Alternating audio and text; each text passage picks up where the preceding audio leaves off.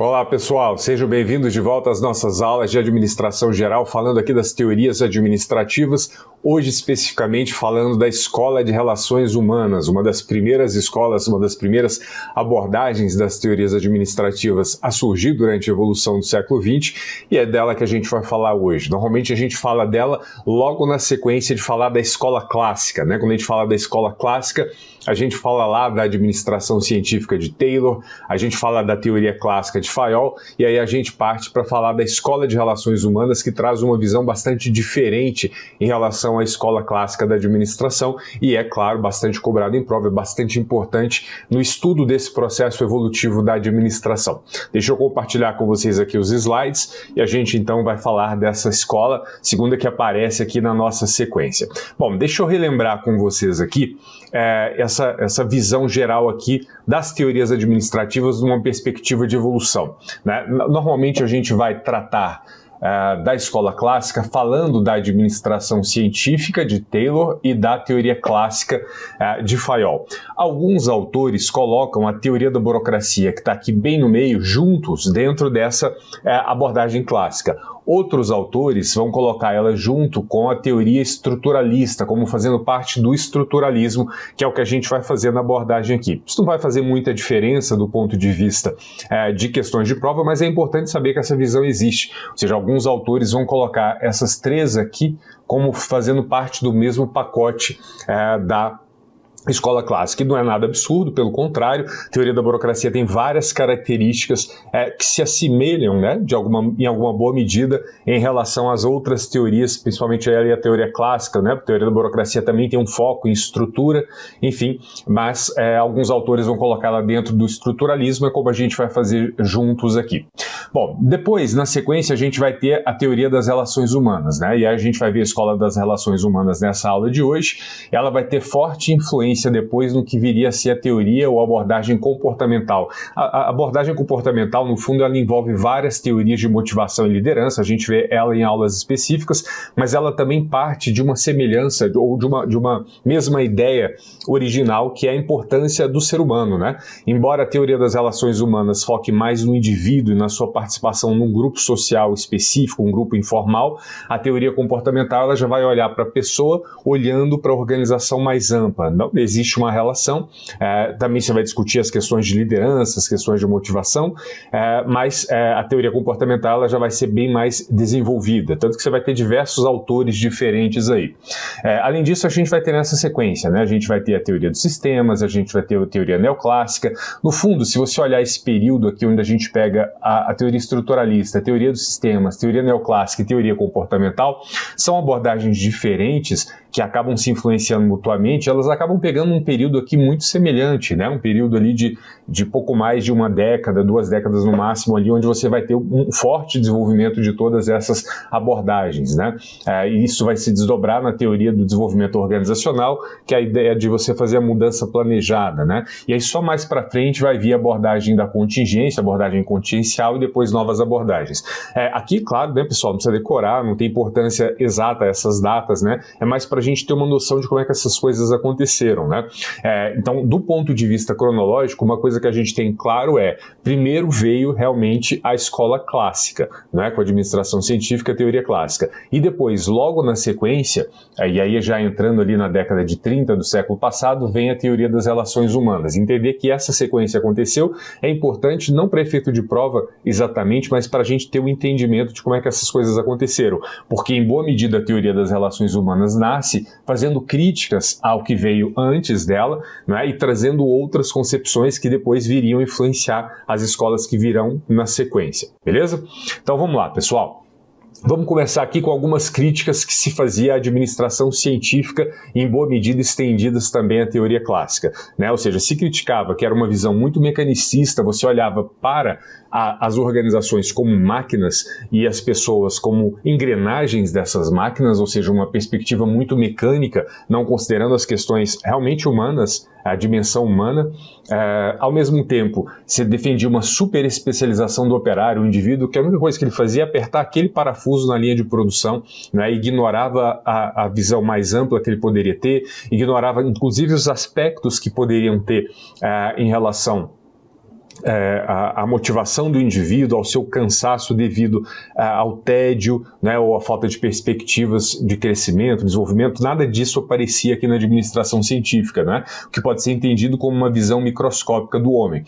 Apesar do nome administração científica, também havia crítica de que não havia comprovação científica, né, ou seja, havia uma tentativa de implantar métodos que buscassem mais eficiência, mas é difícil você falar que houvesse ali realmente método científico para comprovar, para validar, né, os seus achados.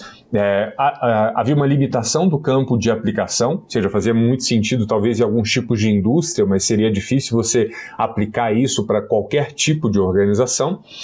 Se tratava de uma abordagem prescritiva e normativa e de sistema fechado. O que quer dizer isso? Quando a gente falar que a abordagem é prescritiva e normativa, quer dizer que ela está dizendo que deve ser assim, ou seja, o que ela está dizendo, o que ela está propondo, seus princípios, seus métodos, eles valem para todos, ok? Então esse é um ponto importante. E falar que é de sistema fechado quer dizer que ignora o ambiente, ou seja, ignora o que está acontecendo fora. Uma observação, pessoal, sobre essa história de abordagem prescritiva e normativa, a gente vai falando isso ao longo das aulas, mas ao final, quando a gente terminar todas as aulas sobre todas as teorias administrativas, a gente tem uma aula de resumo em que a gente mostra quais são as teorias prescritivas, que são aquelas que prescrevem como deve ser feito, ou seja, o jeito certo de fazer, e a gente vai diferenciar ela das teorias descritivas ou explicativas, ou seja, aquelas que procuram descrever e explicar o que acontece. Isso às vezes é cobrado em prova, se a teoria é prescritiva ou se ela é descritiva e explicativa, ok? Bom, vamos lá. Então uma das coisas que se criticava é exatamente isso, essa ideia de ser uma abordagem prescritiva e normativa e de sistema fechado, ignorando o ambiente. A gente vai ver que algumas dessas críticas valem inclusive depois para a Escola de Relações Humanas, ok? Mas elas existiam em relação lá à origem da administração. Se tratava de uma abordagem muito simplificada, restrita à organização formal, ou seja, que ignorava os aspectos informais que surgem, que emergem a partir das relações entre pessoas e grupos dentro de uma organização, não considerava o aspecto psicossocial, e hoje a gente sabe como ele é importante, mas isso não era percebido naquele momento. Era uma abordagem racional, mas não realista, ou seja, você seguiu a ideia de que eu posso realmente, simplesmente por meio da consideração sobre o homem econômico, dizer que com incentivos materiais e um bom desenho da tarefa eu vou conseguir produzir muito, né? E isso não é realista quando você entra dentro das organizações, você vê as dificuldades que vão aparecer. Desconsiderava os conflitos intra-organizacionais que poderiam emergir entre as pessoas e os grupos, ou seja, isso não aparecia, quando a gente fala ausência de conflitos, não é que não tinha conflitos, né? Era ausência de conflitos na teoria, né? Ou seja, parece que não tem conflito, mas na prática tem, né? E aqui de novo reforçando uma abordagem de sistema fechado, ignorando o ambiente. Bom, e aí, pessoal, a partir dessas críticas que existiam, havia uma grande reflexão sobre o que se deveria fazer com as organizações que continuavam crescendo e se desenvolvendo, né? Ou seja, havia falhas nas teorias que existiam, que tentavam aumentar a eficiência das organizações, e aconteceram algumas coisas importantes nesse período. A gente viu ali que a Escola de Relações Humanas começa principalmente ali a partir da década de 30, e um fator de contexto bastante relevante é a Grande Depressão, né, que atingiu ali o mundo, principalmente ali os Estados Unidos, em 1929, e aí a gente vai ter um problema sério, né, de se questionar, olha, o que a gente tem de teoria parece não dar conta de tudo, né, ou seja, a gente está aqui em uma grande crise, como é que a gente vai sair disso, né, e o contexto é o contexto dos Estados Unidos, onde as organizações estavam crescendo de uma maneira bastante acelerada, e ao mesmo tempo a gente começava a ter o desenvolvimento das ciências sociais com destaque para a psicologia do trabalho. Então você começava a perceber, a partir desse desenvolvimento da psicologia, das ciências sociais de uma forma geral, de que a ideia de que o homem só responde a incentivos monetários, que é o homem econômico, era uma ideia falha. Ou seja, na verdade, existem outros fatores que motivam ou que desmotivam o ser humano, né? Que acabam movimentando de forma consciente ou inconsciente o ser humano. E aí começa a ter o espaço, então, para surgimento, a partir da década de 30, da Escola de Relações Humanas. Então, a gente está vivendo ali o desenvolvimento da psicologia, que demonstra a inadequação de alguns princípios da teoria clássica, ou seja, mostrando como a gente não funciona exatamente como máquina, como nós não somos indivíduos perfeitamente racionais, né? E aí dizendo, olha, não adianta eu enfocar só na tarefa ou só na estrutura, a minha ênfase está nas pessoas. É interessante isso, né, pessoal? Porque a gente disse, ó, a administração científica, o foco dela está nas tarefas.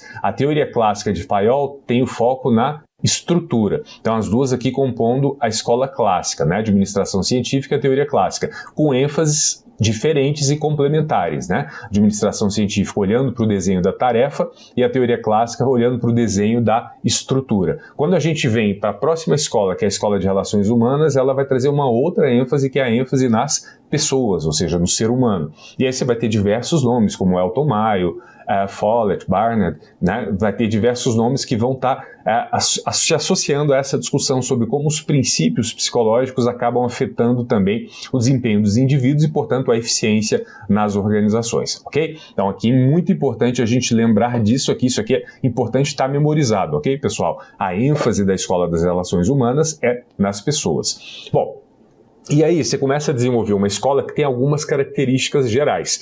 Ela vai defender uma humanização da administração, não poderia ser diferente, dado que ela está enfatizando exatamente o ser humano.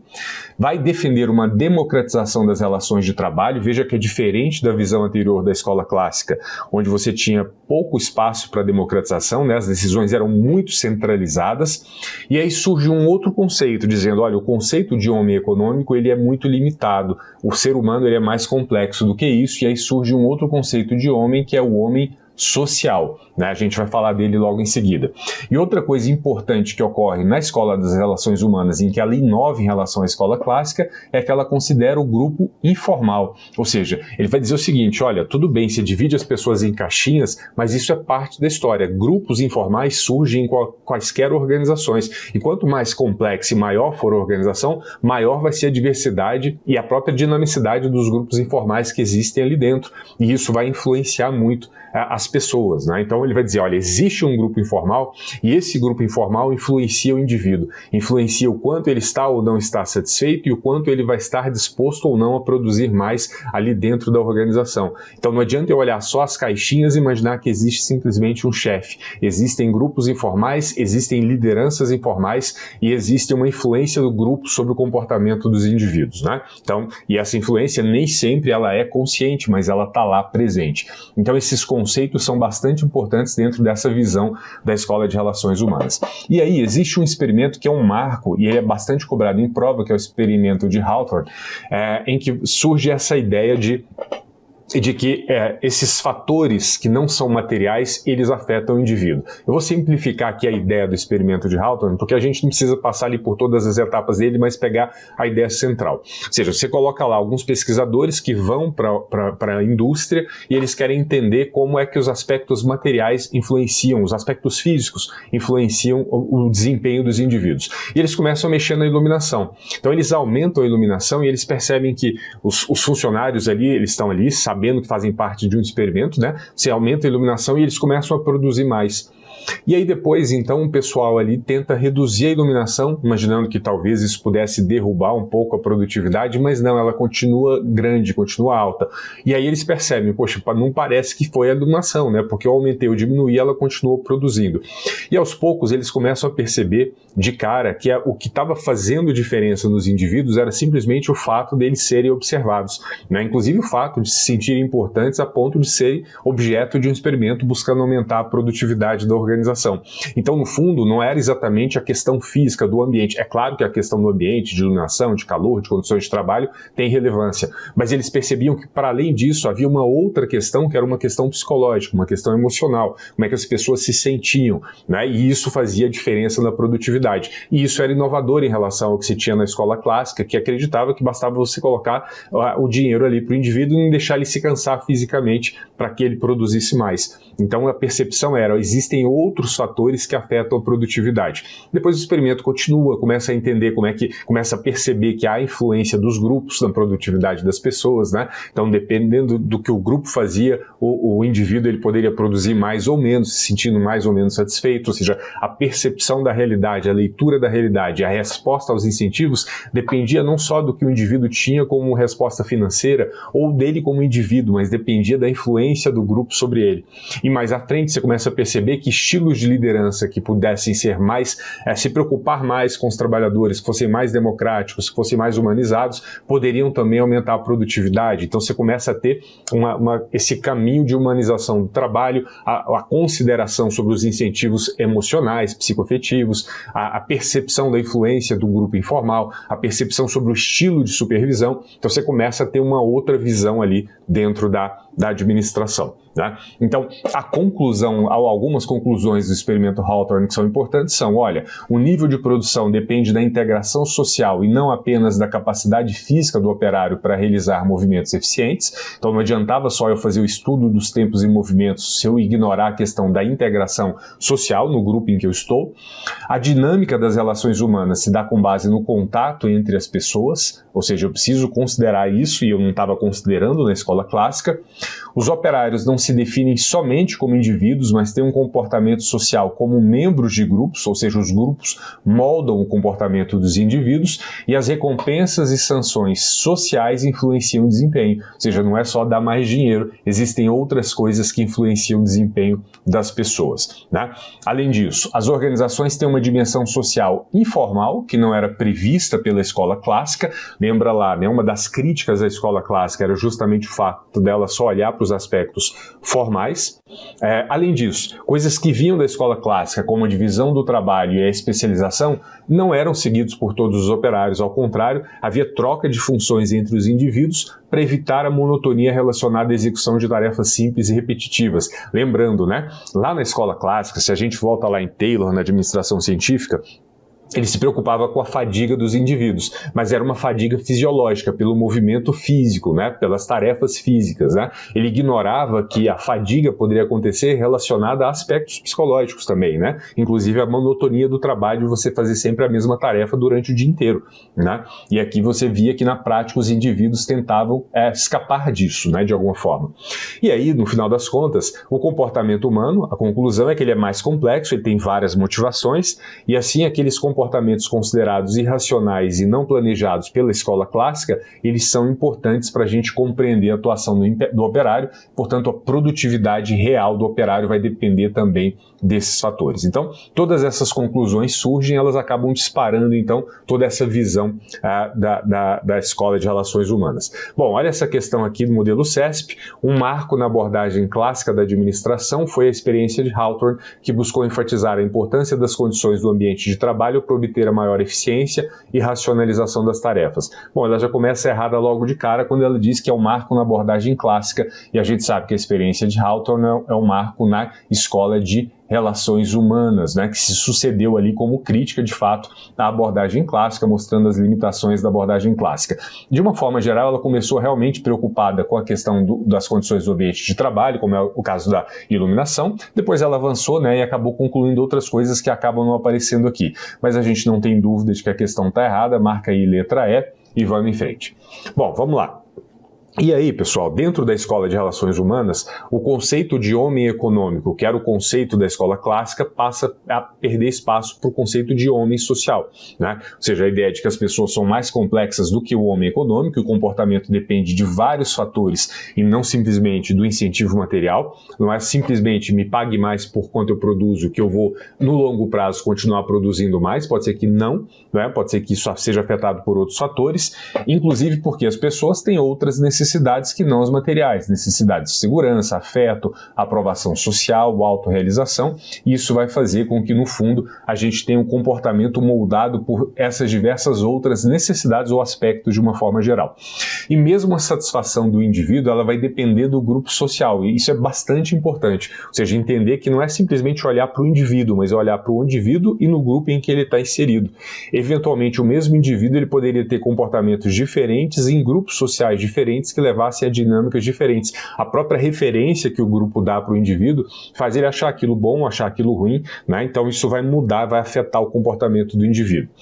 De uma forma geral, as normas do grupo, inclusive do grupo informal, regulam os indivíduos, ou seja, os indivíduos fazem ou deixam de fazer algumas coisas porque as normas do grupo recomendam que se faça ou se deixe de fazer. Então, para além das normas da organização, existem as normas do grupo informal. Isso é uma questão hoje muito batida, muito muito óbvia, né? Está nos estudos de cultura organizacional, que são estudos bastante importantes, a ideia de que existem vários padrões, normas, crenças, valores que são compartilhados informalmente pelas pessoas, e muitas vezes esses valores, crenças, comportamentos padronizados ou normas, eles acabam prevalecendo sobre aquilo que é regra formal. Então isso é bastante importante, mas isso começou ali, né? Essa percepção já começa ali quase 100 anos atrás, né, pessoal? E, além disso, o comportamento dos grupos é influenciado pelo estilo de supervisão, ou seja, o supervisor, o chefe imediato ali da equipe, dependendo do seu estilo, ele pode fazer com que o comportamento do grupo seja melhor ou pior. E a gente vai ver que, de uma forma geral, aqui na Escola de Relações Humanas, isso vai defender um estilo mais humanizado, mais democrático de liderança. Bom, e além desse conceito de homem social, o outro conceito bastante fundamental aqui, que a gente já mencionou, é o conceito de grupo informal. Ou seja, a base é o comportamento humano, ele não tem como ser reduzido a reações automáticas frente a regras formais, porque existem regras e padrões informais que se sobrepõem a essas regras formais. Esse grupo informal, os grupos informais, né, de uma forma geral, eles não estão previstos no organograma, eles não existem nos regulamentos oficiais, mas eles são formados pela interação entre os grupos informais, afetando a organização formal. Né? Ou seja, no fundo, você vai formando ali os pequenos grupos que podem se associar a outros grupos, e você vai estabelecendo essas relações que têm a ver com afinidade, tem a ver com necessidades semelhantes, né? Tem a ver com o fato de você enfrentar os mesmos desafios, eventualmente estar ali no mesmo lugar, ou ter desafios fora da organização que também são relevantes e são parecidos. Então você, por uma série de razões, vai levando a formação desses grupos informais. Isso vai acontecendo de forma espontânea, bastante dinâmica dentro das organizações, e isso está fora do controle, né? Isso vai acontecer em qualquer organização. E aí, isso vai gerar uma série de relações afetivas, aspectos culturais e mesmo jogos de poder que influenciam a produtividade para o bem e para o mal. Ok? Então, ou seja, o grupo formal não quer dizer que ele seja ruim, ele é um dado da realidade e ele precisa ser considerado, porque dependendo ali das suas crenças, dos seus valores, das suas normas de comportamento, eles podem levar a uma maior satisfação e insatisfação e mesmo a uma maior produtividade ou menor produtividade.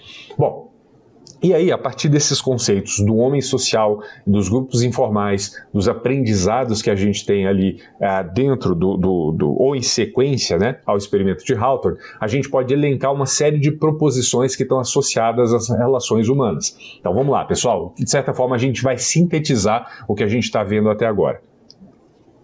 Olha só, a eficiência humana depende da interação social e não resulta diretamente de métodos impostos. Ou seja, não basta simplesmente eu ter um método de trabalho específico que eu desenhei para aquele indivíduo. A eficiência depende não só disso, depende também da interação social. Ou seja, não quer dizer nem que o método não tivesse valor, mas o problema é que se eu não considerar a interação social, o método pode nem ser seguido, né? Então não adianta, eu preciso considerar a importância da interação social do indivíduo nos seus grupos. Depois, a cooperação humana depende da moral do operário e do grupo em que ele se insere. Ou seja, aquela história do moral da tropa, né? Ou seja, como é que está a nossa satisfação, como é que está até mais do que isso, o nosso nível de motivação, o nosso engajamento com o trabalho, né? Isso depende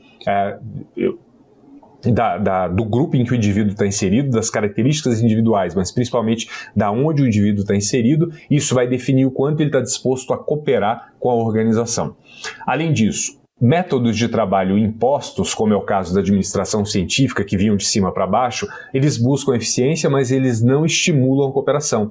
Portanto, surge um conflito na civilização industrializada entre objetivos organizacionais individuais, e essa história do conflito entre objetivos organizacionais individuais, ela vai ser muito importante na escola comportamental. Mas saber que esse conflito existe já é importante para a gente. Deve-se buscar dessa forma uma administração humanizada, com chefes democráticos e participativos, ou seja, isso é bastante importante também. Ou seja, você precisa ter chefes democráticos e participativos que estimulem, então, que os indivíduos cooperem, e cooperem não só entre si, mas cooperem com a organização.